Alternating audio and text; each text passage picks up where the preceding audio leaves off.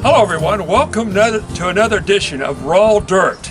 Today, on this cold winter day, we are in the mountains of western Maryland.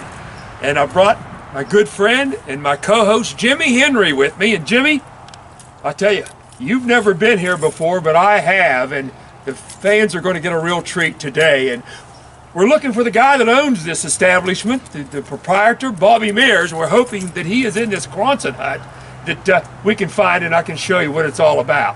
Well, Petey, I got to tell you, this is I've been mentally prepared for this for a couple months from you and Randy Murphy and a few other people. So, first of all, it's my honor to even have Bobby let me on his property to see something like this. And even though the name of the show is Raw Dirt, we can expand a little bit. We got some wiggle room, especially when we're about to see what we're about to see. Well, I think the fans are going to be really excited about this one. And right now we're looking for the guy that owns this place, Bobby Maier. So let's head into the Quonset hut. Maybe we can catch him in there. Let's do that.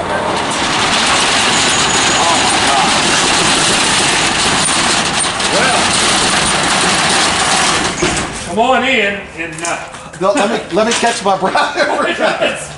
Okay, so this is like my true first time being here, and I've heard what to expect and what not to expect.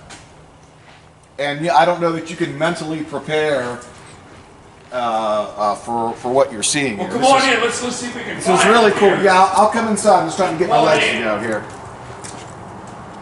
Wow, as you can see, an 06 USAC midget, restored, Tony Stewart Racing, beautiful. Come on in. Okay. Let's see if we can find him in here. All right, let's see it. No, I don't see him. Well, let's head down to the house now. Let's just head down to the house and see if we can catch him down there. Jimmy, let's get ready to go in and see if we can find Bobby Maier. Come on in. Well, hopefully he's around, because we sure are making ourselves at home here. Here he is. This is just amazing. Come on in. Come on in. Bobby, glad to see you. Same here. Same here. Nice seeing you again. Yep. Bobby, Jimmy Henry. Bobby Henry. Yeah, Randy, how you doing? Hi. That's great. Well, we finally found you. We went up to the Quonset hut, couldn't catch you, but now we see you're down here where it's warm on this cold winter day, and keeping everything crisp and clean. And tell you, Jimmy, I told you it's really something different, and the caretaker of a lot of history here with a lot of these race cars. I'm sure on a cold winter day, if these cars could talk, they could tell a good story. So, Bobby, I tell you what, let's tell us a little bit about how you got into this deal. Well, I guess I can blame my father for the whole deal, because he bought me a quarter midget when I was 5 years old, and no tennis racket, no golf clubs, just a quarter midget. And I started racing that for 2 years, and then for some reason we got on sports and girls. I don't know why that happened. And then back into racing as soon as we got out of high school, and I guess we raced for about 12 years. And money kind of passed you by. The sport just cost more and more and more. When we started out, we were winning. As the years went by, just further back in the field, and figured, well, why do it? Let's restore cars, race cars, try to save some of them, bring them back, and just give up the driving. How hard is that to do? I mean, you're winning races. Technology, I mean, racing is getting more expensive. Harder to keep up with, just like you said. But still, I mean, how hard is it to just walk away the way you did? Well, at first we started in '75, raced till '84, quit for 7 years, and I was still living over in West Virginia then, and I could hear the cars running out at Cumberland, Maryland from my house. And I told my father, I said, I got to get the car back out. And the Marks car we had at the time hadn't turned a wheel in 7 years. So we put 8 new spark plugs in it. I think we bought 2 tires and filled it with gas. And we started this was in '91. And I think we finished 3rd, which was the worst thing that could have happened, because it just sucked you back in. If it had been a disaster last, or blew an engine, that might be different. But when you're it's hard to walk away when you're or up front in contention. Yeah. Well, over the years, the sport just passed us by, and you know, we thought we could work on it harder, drive it harder, and make up for it. The way the cars were evolving, drivers weren't going to carry a car. It's however the car was set, whatever money you spent, that's how you were going to finish. Yeah. And when I got back into it in '91, I could see that.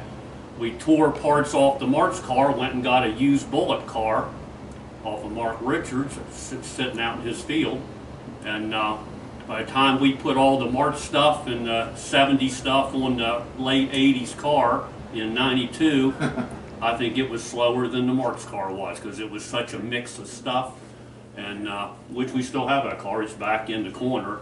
I hope we get a chance to see it. Well, it's right there. She is, and awesome. Even over at my father's house, there's some racing stuff over there. The old Mark's cars over there from the late '70s, early '80s, and just loved racing so much. I just couldn't leave it all together. But when the car don't go as fast as you'd like for it to, you got to do something. And if Cumberland wouldn't have started, I wouldn't have got back into it for them 2 years. But man, I could hear them from the house. Yeah. And just, but it didn't take long to figure out we didn't need to be in the sport. It's just, we never had sponsors, never. It was just me and him working our tail ends off. And you can only do that for so long. But in the early years when money and maybe say even technology hadn't passed the average guy, you guys were very, very competitive. Well, that in I guess it was '76. I think we won 8 races that year, and Rookie of the Year and Western Pennsylvania Rookie of the Year. But I remember that. it's just, and when we first got into late models, things were going really good, and then we lost a whole car over Bedford one night, and after that we never had a good car and a good motor at the same time. It was either a real good car, fairly good car, and you're on the tail end of that motor. And then by the time we got a big block, because we were the only ones running the small block for years, wow. And we were spotting everybody almost 100 horsepower. Yeah. And by the time we got a big block and got our 100 horsepower more, then they went to small blocks, all aluminum, and they had as much power yeah. with no weight up on the front of the car. And it's just the writing was on the wall, and it was tough because that was my whole life. That was his whole life. Yeah. And he helped build cars back in the '60s, back in the coupe era. I did not know that. Okay. Yeah. Bill Nally, who used to race Lee Stoltz, he helped Lee Stoltz build the cars. Wow, legendary names. Yep. And so, what else was I going to do? Well, he was already in racing to a certain extent, and. Just as soon as football season was over, my senior year, we started building the first race car. I couldn't wait to get out of high school to try it. Yeah. So you mentioned when you were 5 years old, you got the we'll call it the first injection of the addiction we call racing. With a 3/4. What did you say? With a 3/4 midget? Yeah, it was a quarter midget. Excuse me. Which we still have upstairs. You'll see that. Okay, I can't wait to see that. So growing up, did you go to any local dirt tracks then? And if so, who were some of your heroes? Well, I was lucky enough to race with some of my heroes at the end of their careers. Was the start and the middle of mine. Gerald Chamberlain, Junior Ritchie, guys like that. Of course, sometimes you find out that some of the people you idolized weren't quite what you thought when you got there. Yeah. But most were, I was just thrilled. When I was, they started taking me to racing when I was 5 years old, and we would go to Everett, Hagerstown, Winchester, and now back in those days there were no interstates, so that's some of those tracks. Oh yeah, that's a little bit of a haul. Well, from here to Hagerstown was a 2.5 hour trip. Jeez. Now it's 55 minutes. Yeah. And that's pretty crazy. We actually hauled the quarter midget all the way down there to Funkstown, and that was in '62, '63. And at the time, Denny Bonebreak and Ronnie Franklin were running quarter midgets there at the same time. They were about 5 years older than me. Little did I know I'd be racing with them many years later. Sure. And but we always followed the S3, Bill Nally, and then Ray Doval. And Daddy had a connection with Lee Stoltz that owned the car. He did a lot of their welding for them. And And that's why our car ended up blue and yellow. And, I was going to ask you that yeah. S3, blue and yellow S3. Yeah, so we just made ours 3, and I used a little darker blue and a little lighter yellow than they did, because I didn't want the cars to look identical or anything. Yeah. And in fact, I think we even asked Lee whether it was okay to paint it blue and yellow, which I was going to do anyway, so it was irrelevant. But it was just natural. It's the only thing I grew up with, and a lot of it turned out really nice. Met a lot of nice people, and of course there's nights you had to fight your way out of a track too. So it just goes with the sport. But I got to run with a lot of people I thought I'd never be on the same track with. And Gerald Chamberlain was probably the biggest. Johnny Grum, when he came back and ran the 66A. Yeah. And of course they had a lot of car, a lot of motor, and there's Johnny Grum right out of a sprint car in a late model. That had to seem like grass growing for him. Probably, yeah. And he now it was in the late 70s, wasn't it? Yeah, I think he drove at 77, 8, 9. And then Miles Chamberlain took over, I think, for a short time after that. Yeah. But he could really. I learned a lot trying to follow him, or at least watching him pull away. You could learn a lot about how he drove. Yeah. And learned a lot from Buddy Armel. There was times he would run you fairly rough, and other times, I remember he passed me one night over at Bedford in a big race. Took him 3 or 4 laps, but hearing him work the throttle was, I learned something off of that. Yeah. So, cool. But it was a learning experience, and but we finally learned that you got to have money, and you got to have sponsors, and you got to have help, which we had a few really good guys. And I'll always appreciate the help they gave us. Sure. And I hope they got something out of it. But it was just time to move on. But I didn't want to leave racing. Yeah. I wanted to. In fact, from I think 84 to 90, we never went to a race, never touched a race car. All we did was restore antique cars. That's probably like the dark ages, though, isn't it? That was a long 7 years. Yeah. That was a long 7 years. But I knew I had to try to make the break from it. But I was just kidding myself. Yeah. I've tried to make that break a few times. It doesn't work out well. Well, you definitely did make the break from it, because right above where we're sitting at, race fans, is where we're in Bobby Maier's basement of his house, and if you can look around and see, Randy, what is here. Yeah, feel free to. You can see what we're talking about, and we're going to talk a little bit more and kind of give us a small tour. But I'm looking over your shoulder. Of the car, the latest car that you have restored, and also let's talk to one of your employees, one of your full-time employees that you employ here. Yeah, one of my unpaid employees. Unpaid employee. Yes. Those are the best guys. Yes, come on over. Nice seeing you again. I tell you what, you are a big factor in this. You do a lot of things, and glad to see you. And man, I'll tell you what, you guys, I know you worked right beside Bobby, and what have you accomplished here? I've been retired 1989. and 30-something. We ain't stopped since. It's Great. Well, I think you can tell that by looking around, because you guys did not. I shouldn't say it. You guys did not get these cars looking the way they are. You did a fair amount of work to it. All the cars you see here were either wrecked bad, rusted up, or needed some major work. Tell us about the newest one here. The new grandbaby, or the new child into the household. That's a 98 Taurus Wood Brothers car that was driven by Michael Walter. And they ran it from about 96 to about 99, 98. And I was on the computer one night, seen it for sale on the computer, and I watched somebody buy it for only $900. It had sat outside of a restaurant in Erie, Pennsylvania for 16 years, and rusted up, terrible shape. And then I thought, man, I should have bought that thing. He only paid $900 for it. Well, then a week later, it was relisted. So So I called the guy, and he said the guy's wife wouldn't let him buy it. I said, that's great. So That's great. Yeah. so we ended up getting it for $731, but it had 42 rust holes that you could stick your hand through. Wow. And if it wouldn't have been a Wood Brothers car, we'd have left it there. But I really wanted one of their cars bad. I made model cars of their cars. I never thought we'd have one. And we got it home and started taking the paint off of it and everything, and my God, it was worse than we ever thought. But we kept at it.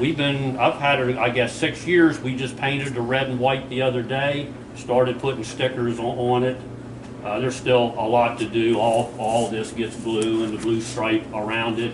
Got to paint a lot of the frame underneath. Wow. Just finishing up the inside. Just put the gold on the letters the other day. Looks beautiful. And you do all this yourself? yeah, we do. We paint the stuff outside. All the cars you'll see in here have been painted outside or saved the original paint somehow. We really work hard on saving original pieces. Yeah. There's too many race cars. I have learned a lot about the restoration business. There's a lot of fake stuff running around. There's a lot of people who get cars that are original. By the time they're done with them, there's not a whole lot of original left. And I'll admit, you can't restore cars for a living how we do because we spend too much time on it. There's sprint cars next door that we spent 2-3 weeks just fixing a hood, Yeah. where you could have bought a reproduction hood and been done with it. But that's the difference between someone who has a collection like yours, which are restored, not replicas. Yeah. There's a lot of that's a big- people.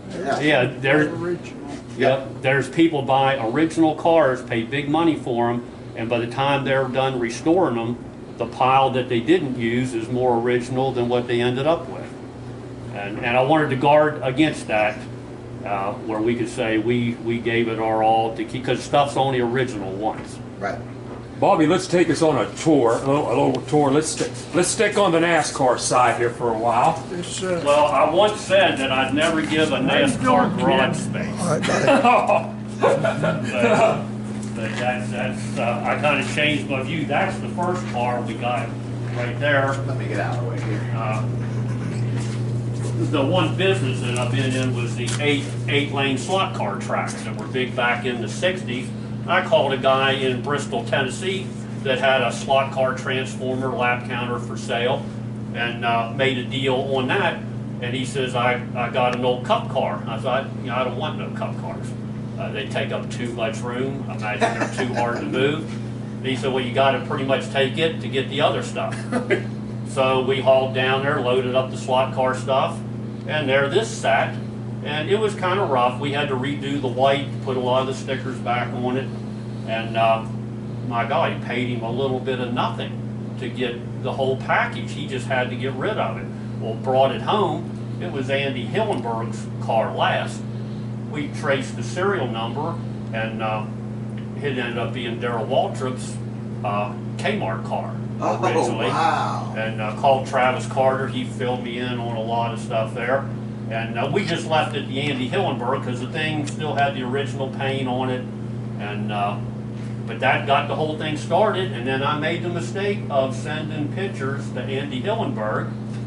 And he calls me back on the phone thanking us for restoring one of his cars. And I said, do you know of any other ones for sale? Probably the stupidest sentence I ever said. And he said, yeah, I got 2 of the cars from the Talladega Nights movie. He was in charge of making all the cars from the movie. And they had all sold and were long gone, except these 2 here. The black 22, which is the car that smokes towards the start of the movie. And the original clown car that Ricky Bobby drives at the start of the movie. And they took them to Rockingham, put them on display, I guess, and the movie came and went, and they forgot about them. And so we went down and bought that. And I said, I want the clown car too. He said, a guy in Phoenix, Arizona is supposed to get it.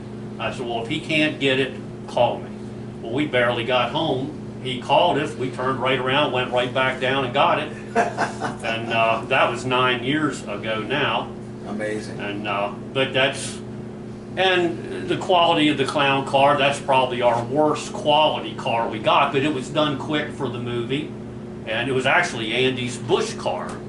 Originally, this car here was Kyle Petty's Bush car, Ames car, number 42 originally. Then Dick Trickle drove it. Its last race was actually up at Jennerstown as a Bush North car. And when Andy bought it for the movie, it still had Dick's cigarette lighter taped on the dash. I said, man, you should have left that there. You should have left that there. But NASCAR wanted to paint it up like that for the movie. And it was never an MBNA car. That's just how it appeared in the movie. But it had been banged up on the nose, and we, you know, did a restoration on it. Keeping it, that's all the original decals. And we don't fix any more than we have to, but just get the stuff back to being presentable. But keep in mind that anything you take off, you can never put back on. So, Bobby, you talk about the movie cars. We've got one right here. If you're an old racer fan like me, you remember the movie Fireball 500 with Frankie Avalon and what's her name? Annette Funicello? Annette Funicello.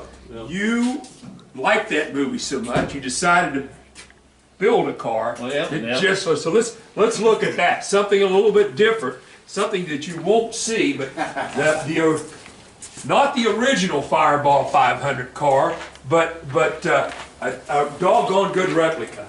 Well, that's actually what saved me when we quit racing, because right after we quit racing in '84, we gathered up all the spare parts in the garage, and we actually cleaned out the garage fairly well, building the frame of that car. It's the equivalent of a late '70s late model. Wow. And it took us from '84 till about '88, '89, and while we weren't doing race cars, that's what we were doing. Always liked that movie, always built models of it.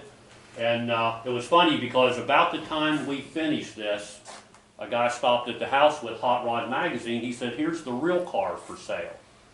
So I called that guy, I think his name was Alan McDonald or something, up in New England.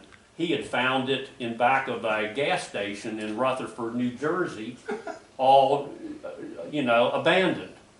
And he restored it. Of course, I told him we built this, and he told me how crude the original one was. They just took a '66 Barracuda, and side pipes were fake. A lot of the stuff didn't work, but it was done for the movie cars. Aren't really that. Show, Yeah. The camera don't see a lot of stuff, and so I told him, I said, let's build the Fireball how people thought that it was when they seen it on the screen.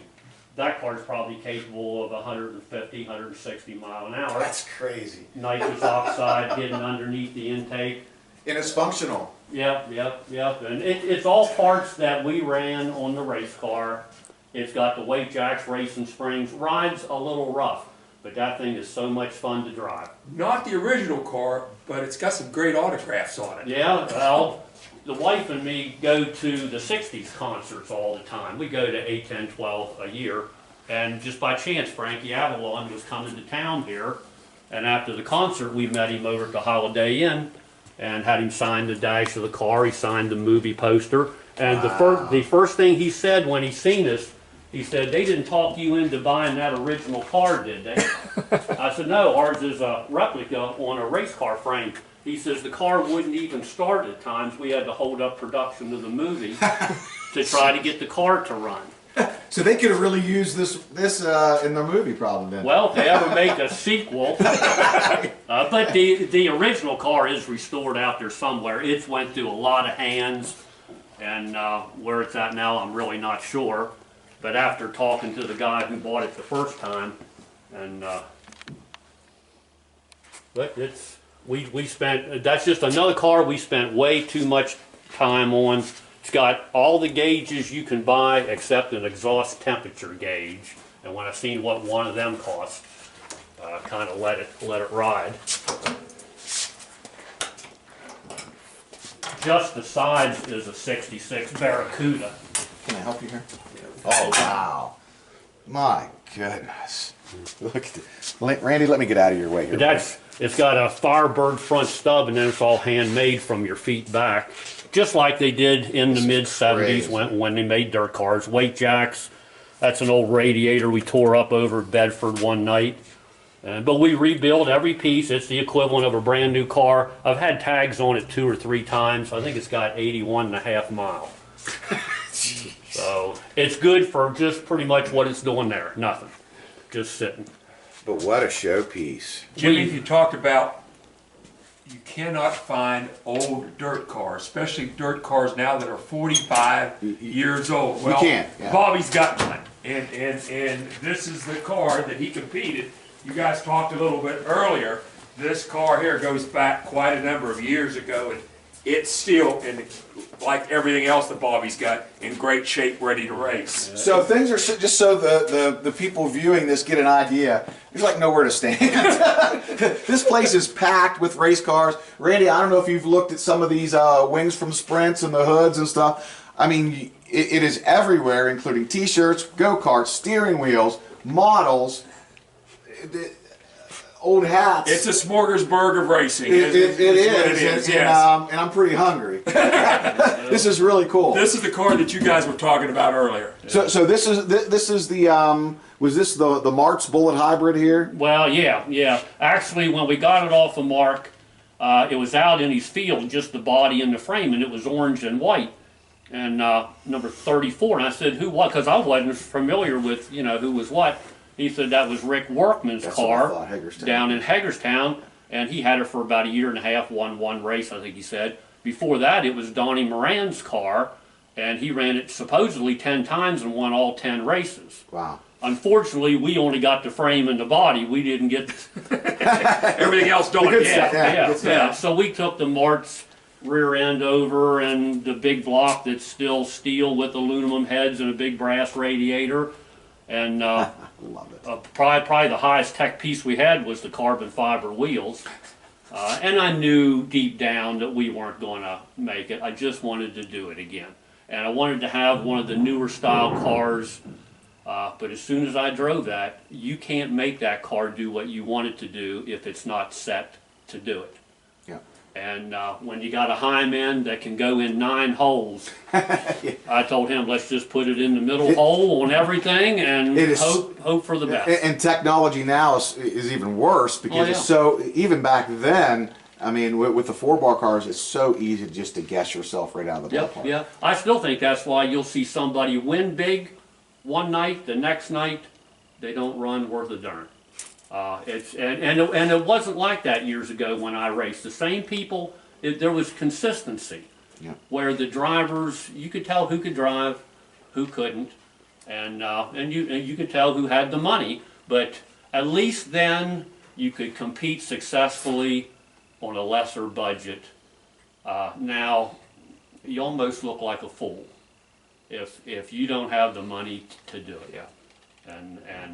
And to be honest with you, the last time I ran, I got passed by a few people that I knew weren't that good at it, and I told the guys when I got out of the car, I said, that's it. I don't know what you're going to do with them shirts and hats. But we ain't doing this again. Yeah.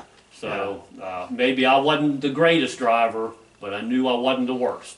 Yeah. So Bobby, right behind you, one of your heroes, and I know your dad had a connection with this car here. Tell us a little bit about this reproduction. well, back in 62, 3, 4, he did a lot of the welding on Lee Stoltz's S3 that Bill Nally drove.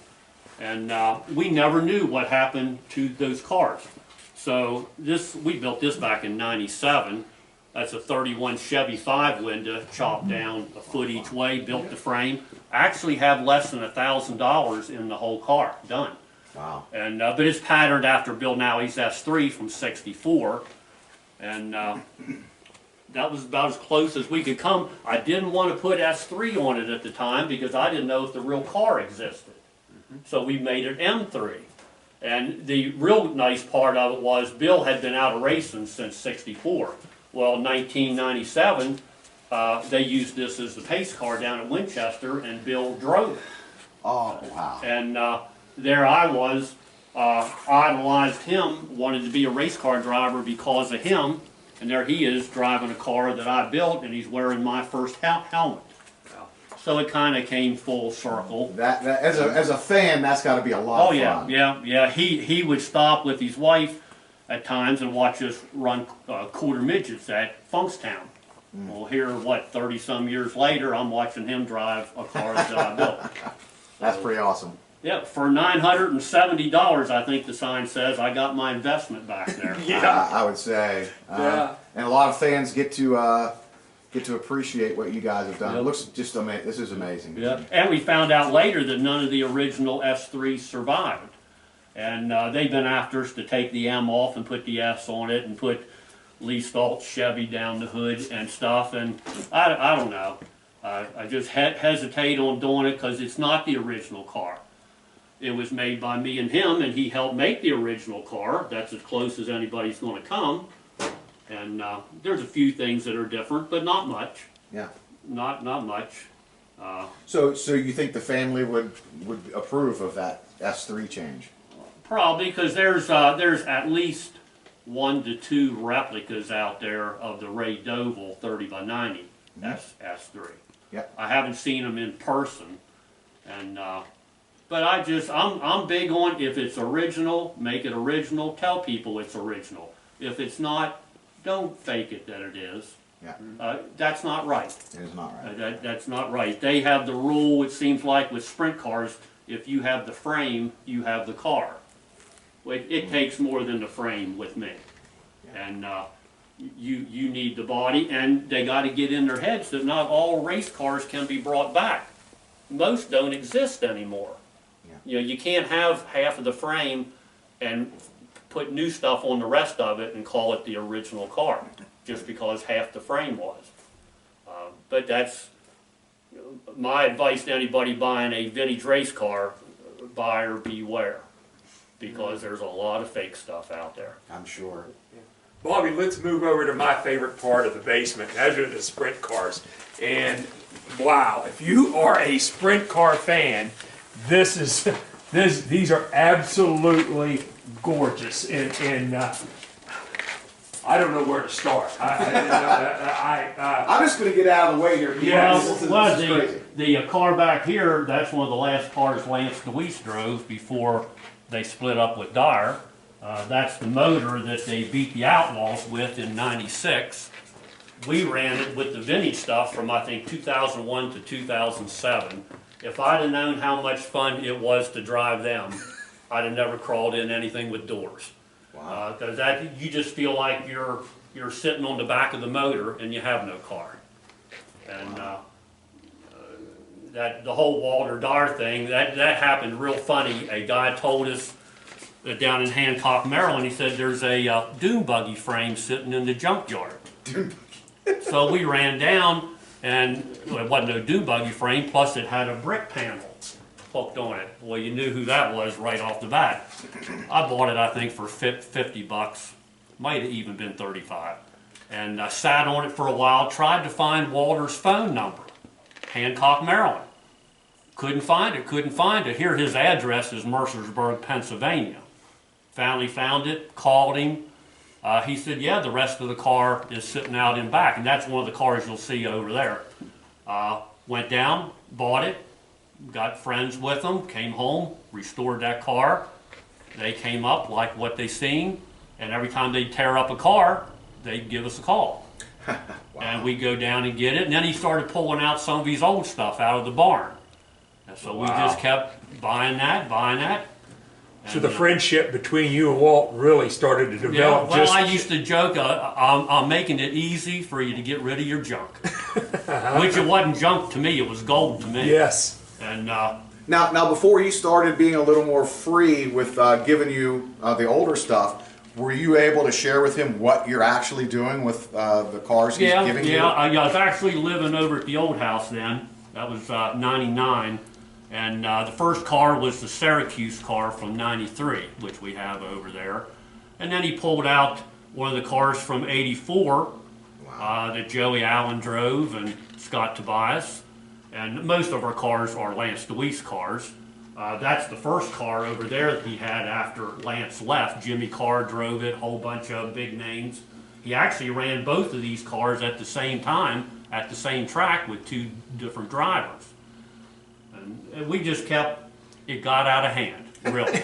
You'll see a lot of 461 cars here today, Jimmy. You really will. But by the time you get out here today, they're hard to keep in line, but he does a great job of doing it. But there's quite a few 461 cars, you'll see here today. Well, you had said that things got out of hand.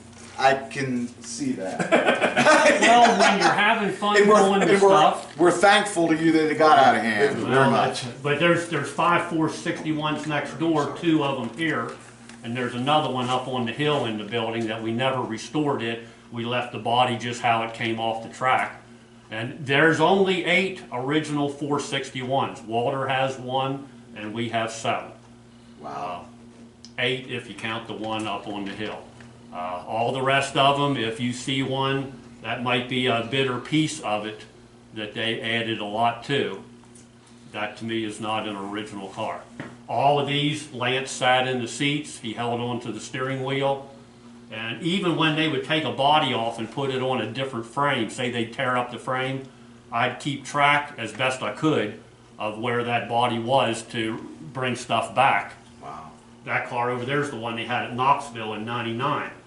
Jimmy Carr rolled that down the front stretch at Williams Grove, threw the tank off, big wreck. But I followed the pieces when they put it on other cars, and when they were done with them, I brought it all back. That's the Knoxville car from '99. Still has the Knoxville sticker. Wow. Now, let's move over to Tony Stewart. And for the fans out there to know, a few years back, Stewart had one of the biggest open wheel operations that you could find. He was running midgets, he was running champ cars, he was running sprint cars, and he had you might say, a hair of race cars. You ended up getting in and getting stuff that was non-usable, or they didn't want to use no more, and that was kind of the start of it then, wasn't it? Well, I'm just thankful there's tremendous waste in racing. Because that's, first we started with the 461s, that led to a couple Keith Kaufman cars, that led to Zemco. Meanwhile, I was bugging Jimmy Carr, because we got to know him down at Dyer's. Every time he'd be at the World of Outlaws here in town, I'd say, when can we get one of your cars? When can we get? And I think he finally got tired of listening to us and called us and sold us a Paul McMahon car, which it's over next door. And then we restored it, sent him pictures, they liked what we did, and every time they tear up something, well, that led to the 2 red Old Spice cars. That's the only 2 red Old Spice cars, and that both were Tony's personal cars. Both were wrecked. Now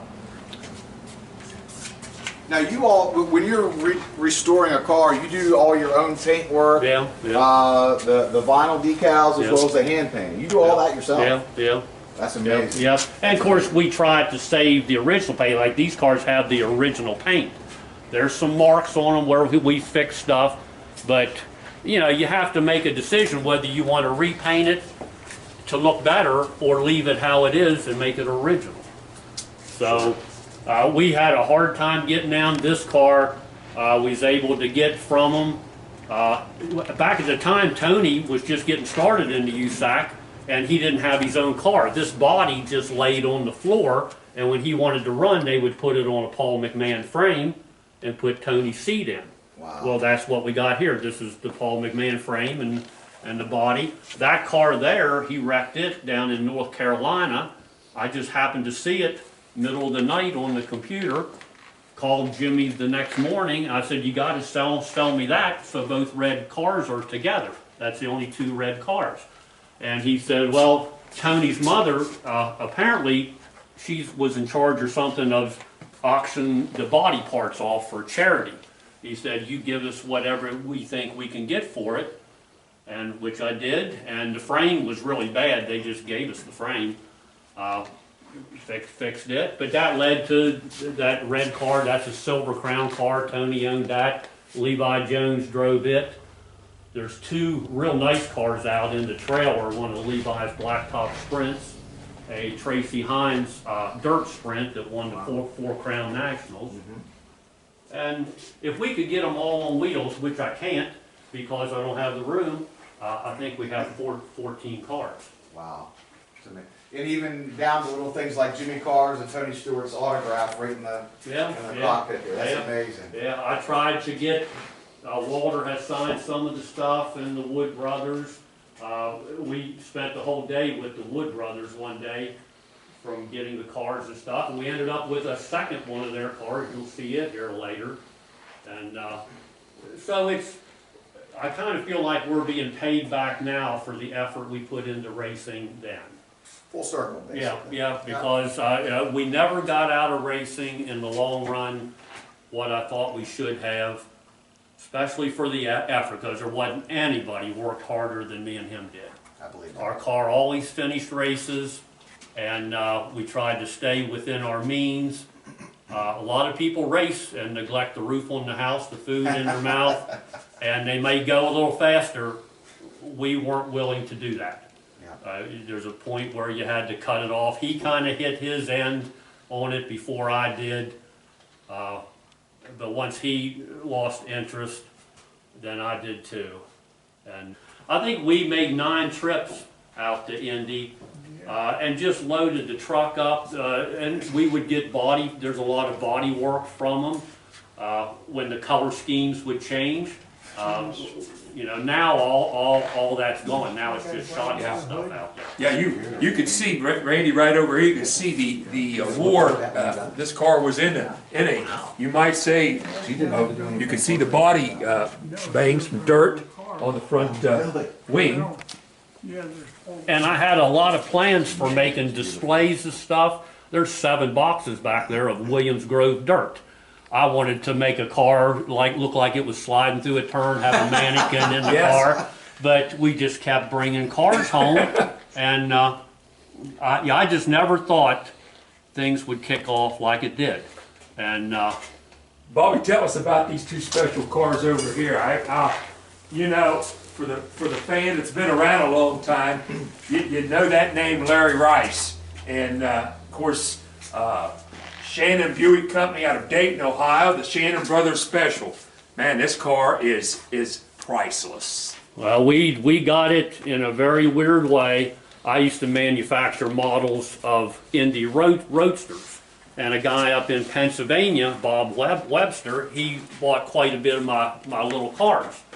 And I knew he had a race car, but I never really knew who it was till later when I became better friends with him, and he got to the point where he was ready to sell it. So we bought it, brought it home. It had a yellow 2 on it. It looked a little different. And we knew it was a Shannon car, but when I brought it home, the pictures he gave me, the cage didn't quite match the picture. It was a little bit, something wasn't quite right. And so I called Bob Higman. He was still alive then. And I told him, I said, we got one of your cars here, I think, but it don't match the pictures. He said, well, there's only one car I built that we don't know where it is. It's the USAC Championship car from '72. And he said, I only built about 19 of them. He said, I'm going to give you 3 measurements. You go downstairs and see if the measurements match, because the car that we're missing was different than all the rest. All 3 measurements hit exactly right. Here we ended up with the USAC Championship car. So I had to take the numbers off, put white 22s on, did a lot of changing, various things. And of course, I called Bob back up there, the guy who sold us the car. I said, I got bad news and good news. He said, I said, the car isn't what you sold us. He said, oh, I'm sorry. I said, no, Bob, don't worry about it, because we're good friends. You couldn't have possibly known. Here is the USAC Championship car. So. And I'm still friends. Probably surprised by that. Yep, I'm still friends with him to this day, and heck of a nice guy. And I told him, I said, you all saved it all them years, and we ended up with it, and it finally became known what it was then. Amazing. The Zimco Speed Equipment car. Tell us a little bit about that. I know they're still around, still strong. Yeah, that's actually made out of 2 of their cars. We ended up with 4 of their cars. There's a Stevie Smith up on the hill, and there's a Jeff Shepard over next door, and Mark Smith drove that, I think about '06 or something, and always liked their cars. I thought that black and those color schemes really looked good. And, you know, I had to bug them for a while until And of course, and it's not like you're hoping they tear one up, but let's face it, it's inevitable sooner or later. So as soon as that happened, we're over in the pits, showing them the pictures of the cars we have restored, and by that time we had already done the 461 stuff. We'd already done a couple Keith Kaufmans, so that kind of fell in place. And then after that, then we got on to Tony Stewart stuff. So, How about this Bobby Maier's creation right here? Nice. This 60 Indy Roadster. yeah, that's definitely one of a kind. I had some friends that I knew that had original Indy Roadsters, $500,000 cars, $250,000 cars. Well, that wasn't going to happen here. So that's Not in this year's budget anyway. no, not in a lifetime budget. But that's 3 wrecked sprint car frames, a Maxim, an Eagle, and a Ben Cook chassis. I got them off of old Cowboy Kennedy. Yes, He still had- still around. Yep, and that took us 8.5 years on the side, just building it slowly. And if you change the center section of the rear end and put a racing motor in it, you would have a full-blown Roadster. Wow. But we just gathered up parts and front axles out of a Silver Crown car. It's just got a stock 305 motor. But that's the only way Bob Maier's was going to get a Roadster. Yeah. And I joke with some people that have Roadsters, their cars are only slightly more original than mine, and mine's not original at all. Yeah, exactly. So, and there's only 2 original Roadsters that I would call in the whole United States. The Simonized Roadster that Larry Fitzenmeyer used to have, and the A.J. Foyt Sheraton Thompson car that's in the museum out there, because they pulled that in right off the track. All the rest of them are probably less than 50% the original cars. Some are only 10 or 20%. Wow. Yeah. Wow. Amazing. Behind us, something else a little bit different. Tell us about another one of your production model dream up cars. Well, that's Share the old my father bought that back in about 1960. It's a Crosley body, Cadillac front fenders, Lincoln back fenders. We never knew who started it. He brought it home just a hulk of a car. We made the roof, the hood, added the Studebaker. Amazing. This is 51 Chevy, that's Pontiac, that's Nash, Studebaker. Got a 39 Chevy trunk lid turned upside down. And I used to take it to high school now and then when the girls would wash stuff for the band, you know, and it was all different colors. I about half learned to paint on that car. I like Johnny Cash, one piece at a time. Yep, man. yep, well, That's how the song goes. And we never knew who built the thing. And 30-some years later, I walk in a Quick Shopper after getting my gas, and I pick up a Roundup magazine, and I open it up to the middle page, and the first picture I look at was a car identical to it, just by chance. And it's up on the Pennsylvania-New York border. Guy wanted $3,000 for it. We got up there, it was sitting out in the field with a bunch of fire trucks, gave him $300 for it. Because his wife walked out and they said the car had to go. There is times other people's women does work in your favor. Yeah. Somebody's bad luck turns into your good luck. Yeah. And so we brought it down. It's up on the hill in the building. We didn't restore it, but you could tell the same guy did the work. And it was, about 2 years ago, we found out that a guy named Ray Schaefer here in town, back in the 50s, was taking Crosley bodies, putting them on 40 Ford frames, and putting different fenders on the cars. Now, I don't know if the 2 we have are the only 2 or 2 of 20.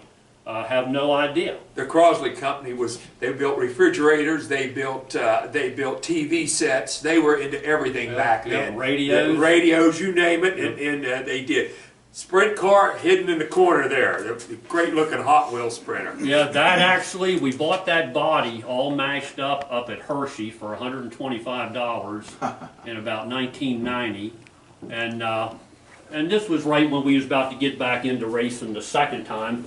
Built the whole car outside on the back porch at the old house because that was the only flat spot we had. And it's half street rod, half race car. It's got a Maverick rear. stock motor with the fuel injection. Don't have much money in the thing, but just wanted to, that actually got us into the vintage deal right there. Between that and then we did the blue and yellow coupe over there, and then the rest just happened. That's great. Hey, we're gonna head up to where we started out, put our jackets back on, head outside. Yep. As we head out the door over to the Crosley hut, ran into something here that's kind of strange looking, Bobby. I'm looking at it. Tell us a little bit about this. Looks like a sidewinder. Yeah, it's a weird looking thing. A lot of people don't even know what it is if they're not really racing people. That's one of 10 motors that Chevy built for the USAC series. Tony Stewart had 6 of the 10, and that was a motor that they blew up sometime or other, and they put it in Tony's show car.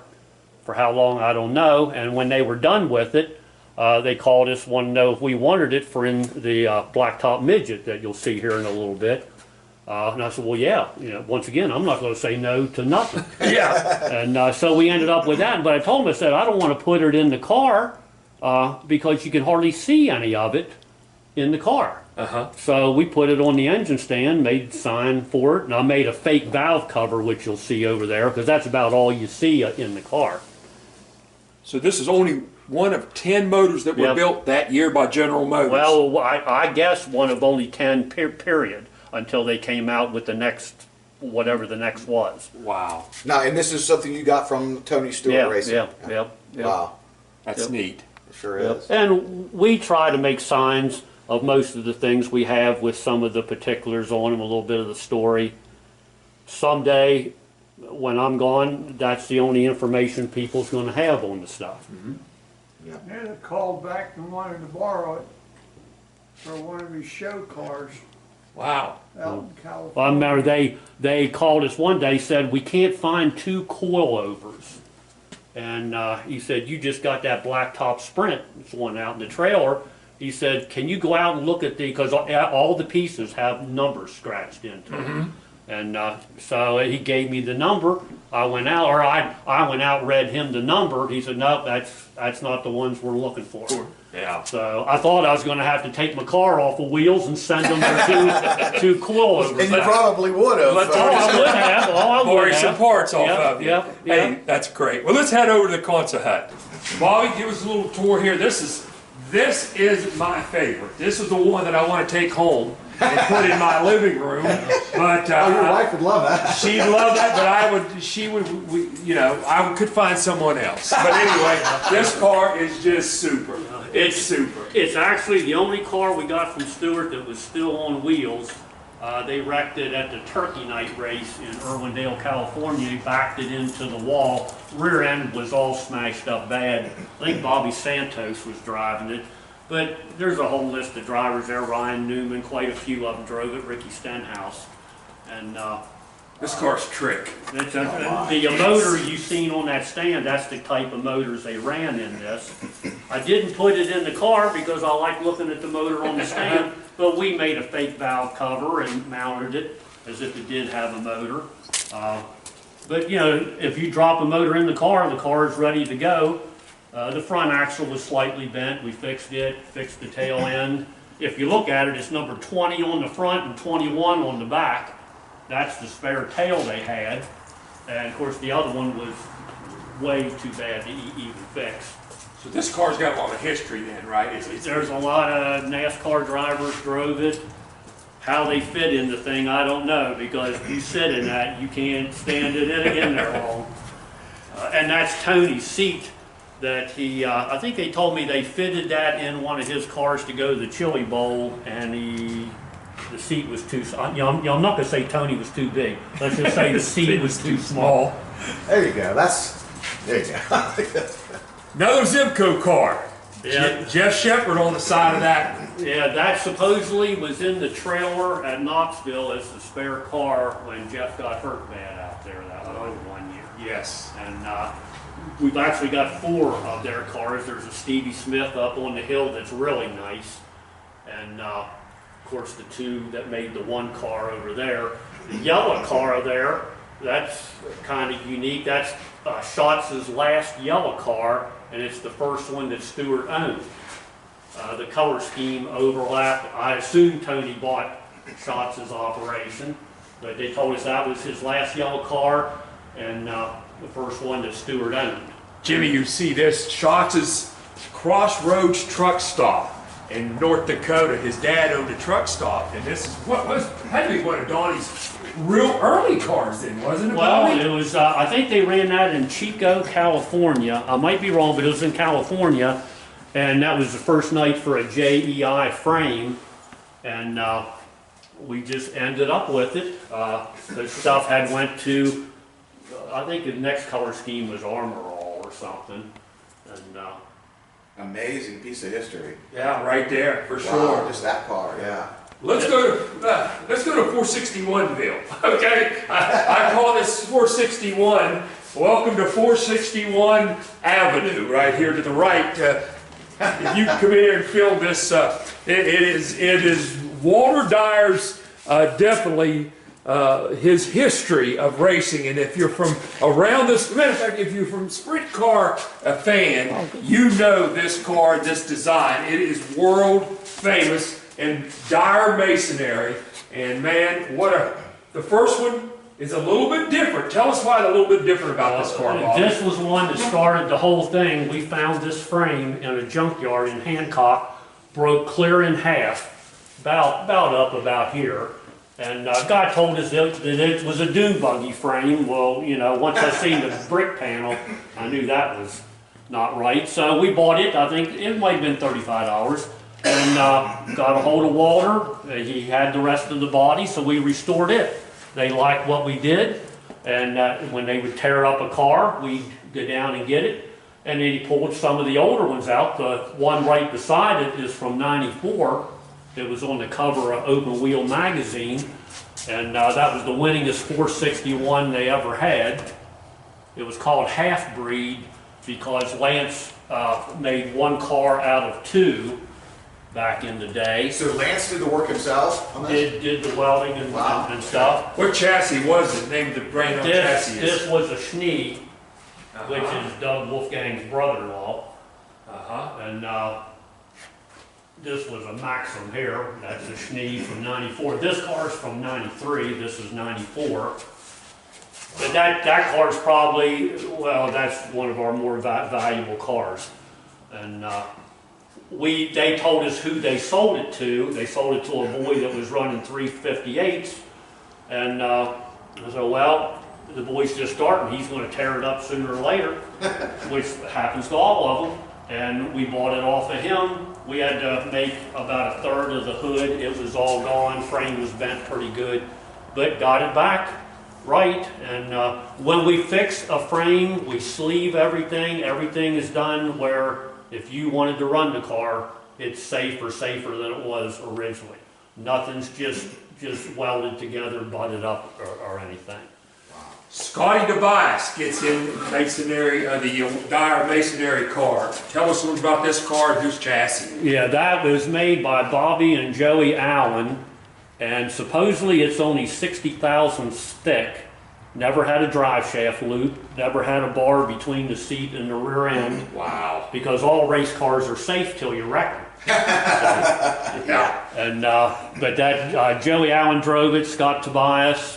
That's the body from 94 or 84, and has one of Tim Light's wings. He was a famous wing builder from down at Hagerstown.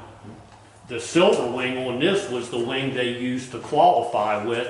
It's about 9-10 pounds lighter than all the other wings, and actually too light. But that they didn't even put bricks on it because they wanted to hold the weight down just from the paint. Yeah, that's another car from '94, a red Schnee frame and body. But that's one of my more favorite cars, and it's pretty much identical to the white one. Walter didn't stay with red very long before he went back to the white. The last car there, that's a unique color scheme. They had kind of like that butterscotch color on it and the bricks wrapped all around. I think they said that car won 4 races at Penn National. Wow. On your Deweese cars that you have down there, the Dyer cars, which one's the most history? And I know you mentioned one of your favorites, but which one here out of this group? Oh, probably that one there. That one was their winningest car because that would have to override anything else. I like the Syracuse car just for the fact it's different. Yes. That car's probably seen 160 mile an hour. That's the first car that you saw. Yeah, and the nose on it. I actually restored that nose, and I forget who we lent that back to. He took it up to Syracuse in a 358 and won the race with it and brought it back, and then I painted it up. Okay. Hey, for you Keith Kaufman fans, now he's not in the back just because, there's no more room. We want to make sure that there's a lot of Keith Kaufman fans out there, that they're you're just kind of out of room, but this is a great car too. This is a good looking car that a lot of race fans know that sponsorship. Yep, yeah, we was lucky to get it. We had two of them at one time. The one I sold off that was just a frame and a body, but this is one of the two cars they had with the chips flying back. The other one must have got destroyed. It wasn't available or anything, but so that's the only color scheme that you're going to see on one of his cars like that. A little different hood combination on this car too that I've seen on this car. The hood combination on this car. Yep, it's kind of neat. Real weird looking. Depends on how you look at it, whether you like it or not. Yeah.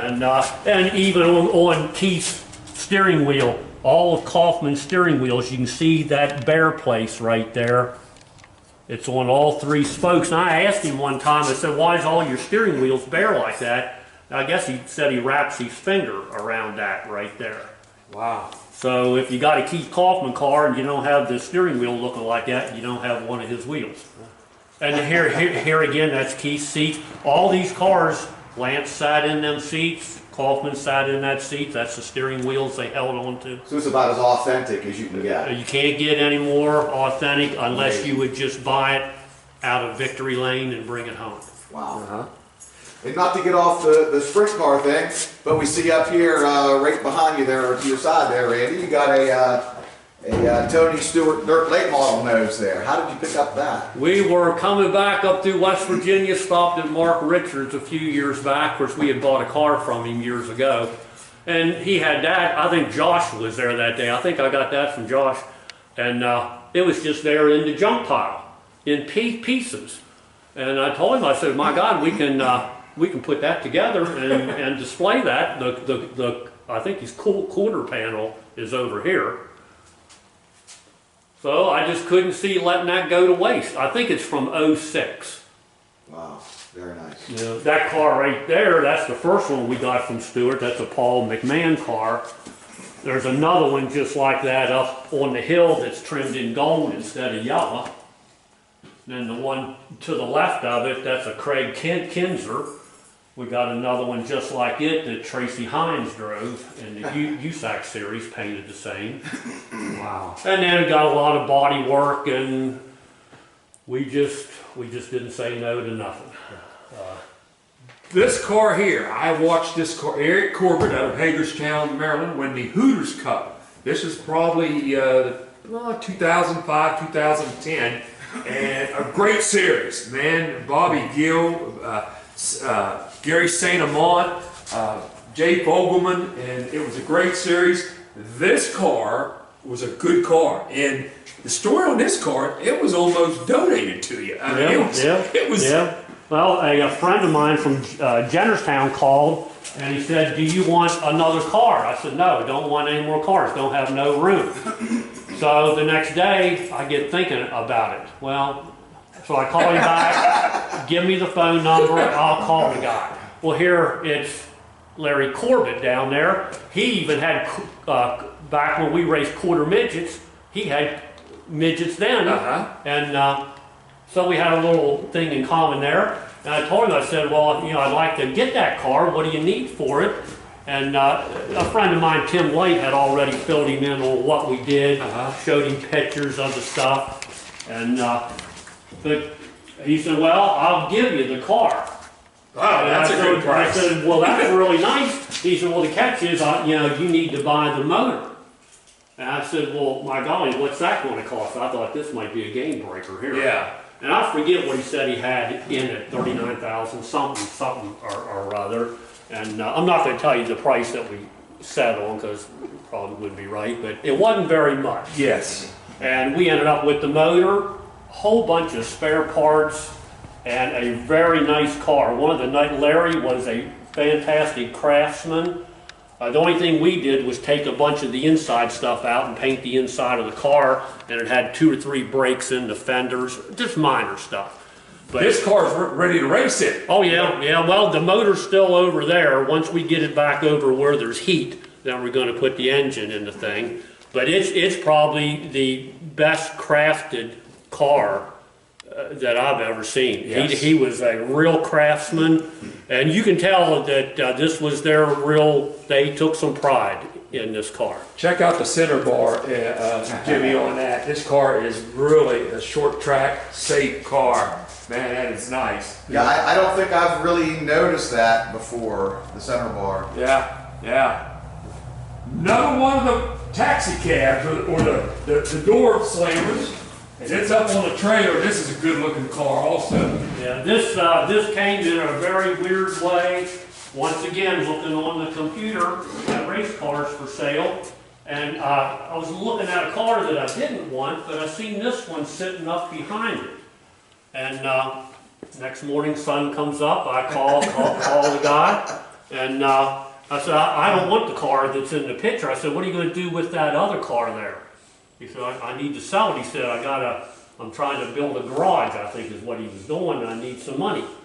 So we came to a price, and he was in Georgia. It was in a shipping container for years, and then he lost his storage, and it had dirt all over it. It was a mess. And so we met at the Charlotte track, did the arrangement and stuff, and Flight 93, it's the NASCAR dedicated to Flight 93. It has the last words from the plane. And I thought I was doing good getting the car back up here. So when we got the car finished and fixed what was wrong with it, went up to Flight 93 with the die cast, the article, everything, to see if they wanted to display it up there. Well, they got all excited over it, then it would fall through. Then we'd start again with somebody else. And that went through about 4 people. And finally got to the point where I told him, I said, you can let 3,000 motorcycles in here unannounced, and you can't find room for the only NASCAR dedicated to the place with the last words heard from the plane. So, and I'd still like to work out something with them, but... So this car was bought kind of sight unseen then, you're saying? Yeah, it was actually Tony Stewart's Home Depot car first. Oh. And then it was Bobby Labonte's. They ran it just one time. There was actually 3 of them painted like this. The other 2, I talked to a lady that worked for Gibbs, and the other 2 got rebodied and repainted. They actually had this one in their showroom for about a year, and then they sold it off for a guy that wanted to run ARCA. Well, he ran out of money apparently, thankfully, before he repainted anything. But that's just how it is. I have pictures of it on display at the Indianapolis track in June, I think, of '02, advertising the race in Dover that fall. Now it's great. So the car's been to the Indianapolis Raceway and been to Dover and the trailer that it's on, a little bit of a story there. My father and I used to build trailers, but that's the original trailer we built in '78 that took us to every single race we ever went to, and every car we have has been on that trailer at one time or another. And we've had to fix it back up. I've rewired it 3 or 4 times. We got back from out at Stewart's one day, came out the next morning to unload stuff, and the frame rail was broke. So we patched up that. And that's been 9 years ago now. And we're still hauling stuff. Amazing. Of course, the cover trailer kind of spoils you, but that trailer means more to me than pretty much the cars do. So before we get finished up here, it looks like we're just about ready to wrap Well, up this area. we're still going to go outside. Okay. That's still not No, I mean in this area here. Yeah, okay, I yeah. got you. So Go ahead. I know all this shiny, beautiful stuff. I appreciate, I love it, but I got to ask you about one thing. That's probably, no offense, maybe the dullest piece in here. The late 70s nose, plastic nose here for late models. Well, How did you come about that, or was it just something you held on to? I want to take our March chassis over there. I've got the Pontiac Grand Prix body on it we ran in '84, I guess. And it looks terrible. I don't know why I ever went away from the Camaro. But I saved all the bodies that was on the car all them years.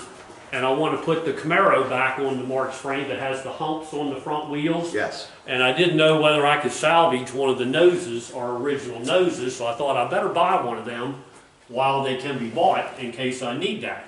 Well, I found one of ours that can be fairly easily fixed, so that's its home up there now. Awesome, I loved it. Out of everything here, that caught my attention as well. So. Once you started putting aluminum on late models and not going to the junkyard to get the bodies, it lost something. Yeah. It lost something.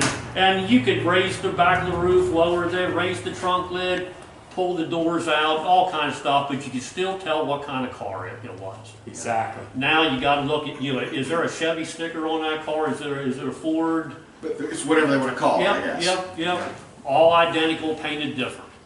Jim, no more room inside. So if you don't have no more room inside, the first thing you do is go to the outside. So we're going to take you now to the outside of the area and show you what you can't get inside. And right next door is a car. Mostly, a lot of the folks think that these cars come in this way.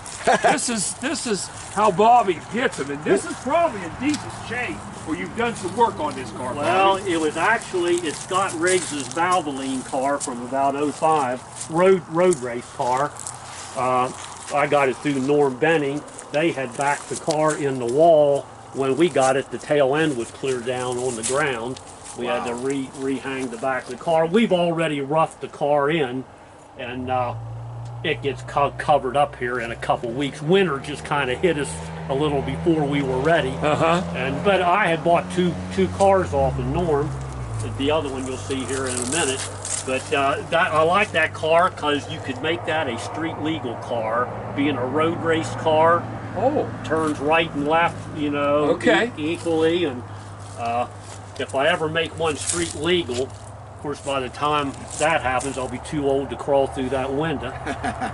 Bobby, tell us. A lot of the fans out there listening. How do you find a history of this? Is that difficult? Some of them does the history get lost on some of them? Well, you try to ask the person you buy it from, try to get as much out of them as you can, and then try to figure out whether it's the truth or not. Then, and which most people, they'll tell you what they know, and then if you can find a serial number on a cup car, find out whether it's a Ronnie Hopkins chassis or whoever, and just don't quit. I don't quit on the stuff. There's only one car that we're not sure whose it is, and you'll see it here in a minute. But I'll find out sooner or later. And most of them, you start sanding on them, you run into the paint from years back.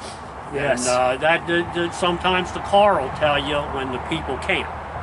So this car started out life as a road and then ended up with independent from the Pittsburgh area, Norm Benning, who basically turned it into a circle track. Okay. Well, I think they raced it. I think he even raced the thing on dirt. Norm's a heck of a nice guy, and I've talked to him a few times since. We dealt with. I think we made 3 trips up there, and but Norm ended up with the stuff, ran it as his stuff in ARCA. And this car and that other car were both ended up as ARCA cars. And you put new life into it. Well, I hope to get this one back Valvoline colors, and I think I have found an original picture of the car sitting in their shop up on jack stands with the Valvoline color scheme all the little small things match on the car. I even look at the clips on the windshield. A lot of times they don't get them in the same place every time. The height of stuff like this. And you know, if you look at 10, 12 things and 5 or 6 of them match, but 3 of them don't, well, that ain't the car you're looking at. Yeah. If all of them match, well, that's a pretty good chance you got that car. Exactly. Exactly. So I got to say one thing though. I don't know if you've noticed this before, Bobby, or not, but whenever you're on the computer late at night, when the sun rises the next morning, you end up with another race car. Or he gets in trouble on the computer at night. Yeah, I do not turn on the computer much anymore. It's just, it costs you money. I used to tell the wife, I said, I'm going to go turn the computer on. I'll just get my billfold out and lay it there. Hey, let's take a walk down through here.